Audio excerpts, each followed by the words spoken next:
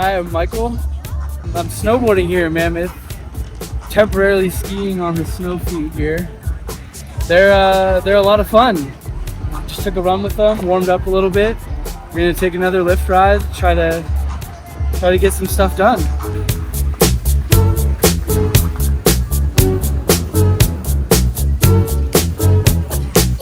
She was more like a beauty queen from a movie scene. I said don't mind, but what do you mean? I am the one who would dance on the floor and around. It's a lot like ice skating, it really is, but it's on snow, so it's a little bit different.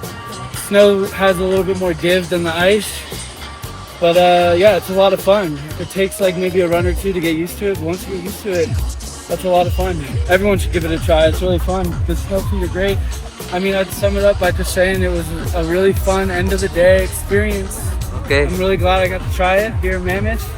It was a lot of fun. Thanks very much for the experience. Thumbs up or thumbs down? Oh, double thumbs up. Okay.